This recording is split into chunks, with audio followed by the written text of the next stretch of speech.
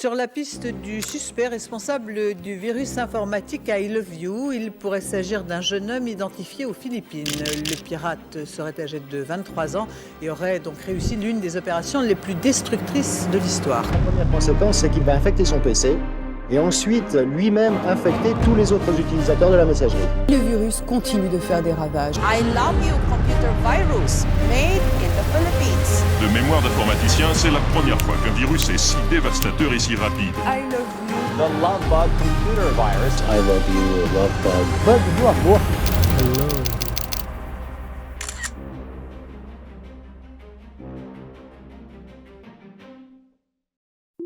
Nous sommes le 5 mai 2000, je me réveille seul, comme chaque matin.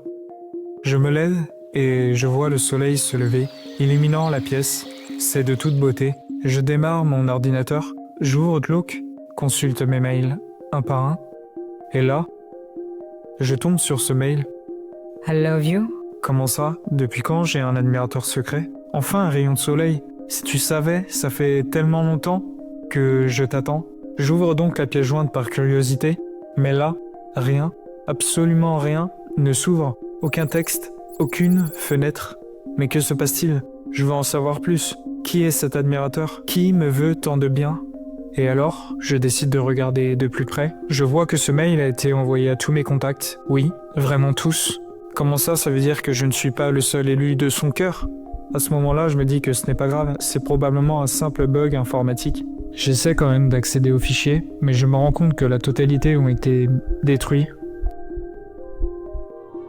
Là, je me dis, mais attends, comment est-ce possible? Comment un simple fichier texte peut-il faire autant de dégâts sur mon ordinateur? Accrochez-vous, parce que je vais vous raconter l'histoire du plus grand virus de tous les temps.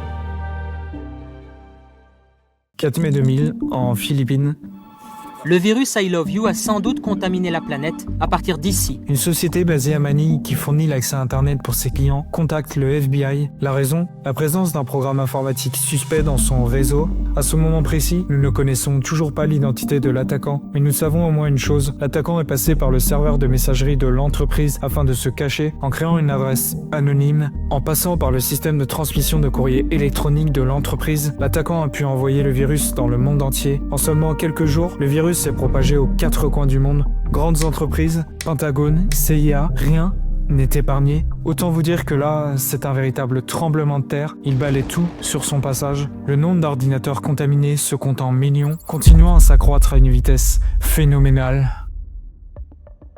Mais comment ce virus peut-il se propager aussi vite? Comment est-ce possible? J'ai juste envie de savoir de quoi est constitué cet email. Allez, ouvrons-le tranquillement. Alors déjà, je vois un message innocent avec pour objet « Je t'aime », un corps de message où il est écrit « Veuillez consulter la lettre d'amour ci-jointe qui vient de ma part » et juste en dessous, une pièce jointe. C'est cette dernière qui va nous intéresser puisque c'est ici que le malware va se cacher. C'est véritablement au moment où la personne ouvre sa pièce jointe que le virus libère toute sa puissance destructrice en supprimant des fichiers importants. Il faut savoir que son nom loveletterforyou.txt n'est pas son vrai nom. À l'époque, Microsoft, comme la plupart des systèmes d'exploitation, masquait par défaut les extensions des fichiers connus. La raison, c'est juste que ça simplifiait grandement l'expérience utilisateur. Mais cette fonctionnalité, au départ pensée pour être pratique, a fini par être exploitée à mauvais escient et a joué un rôle clé dans la propagation du virus. Alors maintenant, imagine-toi, installe-toi bien sur ton canapé, on va refaire la scène. J'ouvrais le message, je voyais donc un fichier portant l'extension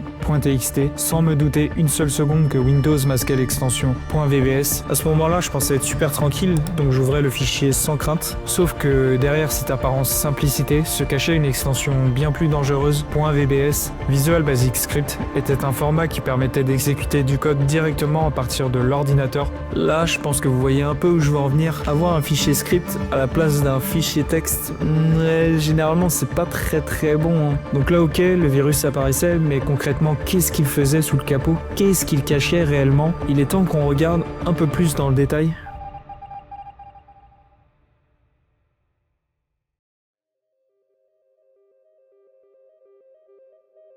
La première étape de l'attaque I Love You consistait à copier le script malveillant dans plusieurs dossiers critiques du système, notamment ceux contenant des fichiers essentiels de Windows à chaque démarrage de l'ordinateur. Cette méthode assurait l'exécution du virus tout en rendant sa présence quasiment indétectable pour une personne non avertie. Dans un deuxième temps, le virus parcourait chaque dossier et remplaçait systématiquement le contenu des fichiers qu'il trouvait par son propre code malveillant. Là, il faut se dire que c'était une véritable catastrophe puisque tous les scripts, tous les fichiers audio et toutes les images devenaient des copies infectées. En d'autres termes, le virus effaçait les fichiers originaux et laissait derrière lui des versions corrompues qui devenaient alors complètement inutilisables. Après ça, c'était pour ceux qui avaient de la chance, car parfois t'avais beau essayer de redémarrer ton ordinateur, ça ne fonctionnait pas. Et oui, certains fichiers du système nécessaires au démarrage étaient corrompus, donc forcément, ils pouvaient pas redémarrer. Dans les deux cas, t'étais dégoûté, t'avais juste envie de foutre en l'air ton putain d'ordinateur. Mais bon, en vrai, le pire dans cette histoire, c'était que le virus se propageait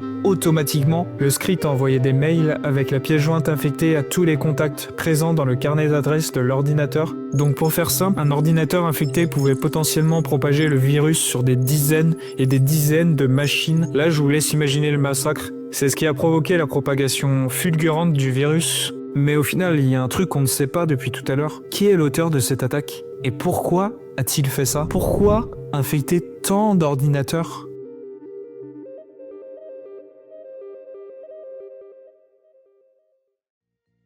Pour l'instant, on ne connaît pas le ou les auteurs de cette pollution informatique. Face à la catastrophe, les autorités philippines réagissent rapidement, bien qu'il aura fallu attendre 20 ans avant que l'auteur reconnaisse les faits. En 2000, le FBI, armé de son expertise numérique, a tout d'abord commencé à déchiffrer le code source du virus.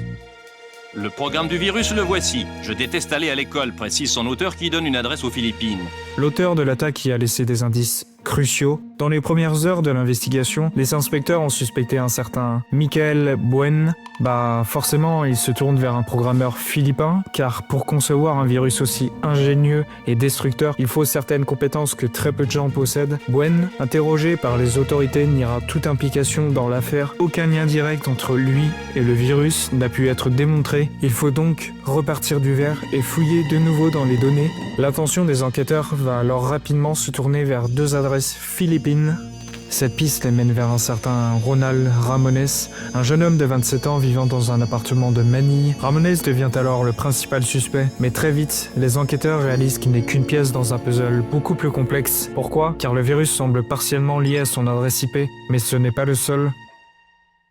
La recherche se concentre alors sur son ami et son collègue programmeur Eunel de Guzman, un jeune informaticien philippin de 23 ans, étudiant, passionné de code et fasciné par l'univers de l'informatique. Il rêve, comme beaucoup d'autres, de tirer profit de ses compétences informatiques, mais ses ambitions le conduiront sur un chemin bien plus sombre. Les enquêteurs se dirigent alors vers son ancienne université et découvrent que de Guzman a réalisé une thèse portant sur la création d'un cheval de Troie afin de voler des mots de passe. Une thèse qui s'appelait « Cheval de Troie, envoyeur de mots de passe par mail ». Tiens, comme c'est bizarre, sacrée coïncidence.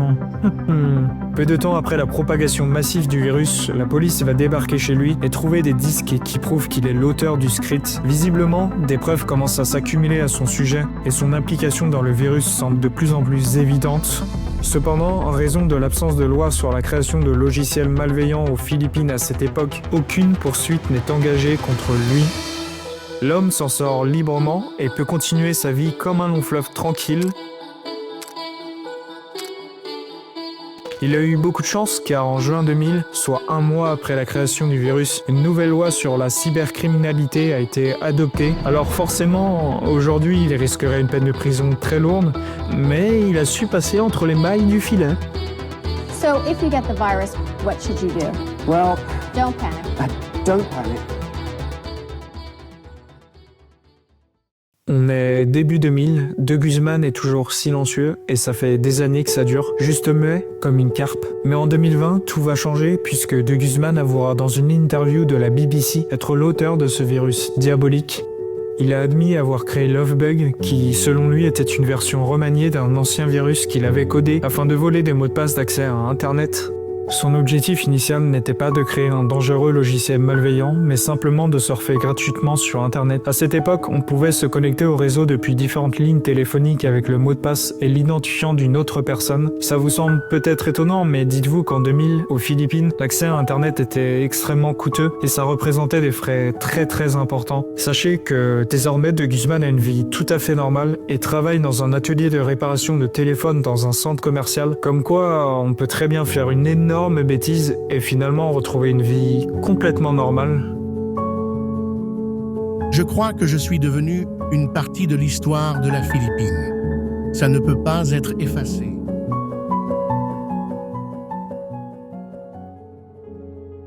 Le virus I Love You a marqué l'histoire de la cybersécurité de manière indélébile. Lancé en mai 2000, il a infecté plus de 45 millions d'ordinateurs à travers le monde, touchant aussi bien des particuliers que des organisations de premier plan comme la CIA ou le Parlement britannique. Les dégâts financiers auront été estimés entre 5 et 10 milliards de dollars. Ouais, c'est juste gigantesque. Pour l'anecdote, le virus finira carrément par entrer dans le livre Guinness des records comme le virus informatique le plus virulent de tous les temps. Bien que les conséquences fussent catastrophiques, ce virus a eu au moins le mérite de réveiller les consciences, incitant les gouvernements, les entreprises, les particuliers à prendre conscience des dangers potentiels d'Internet et surtout de la nécessité de se protéger contre ce type d'attaque.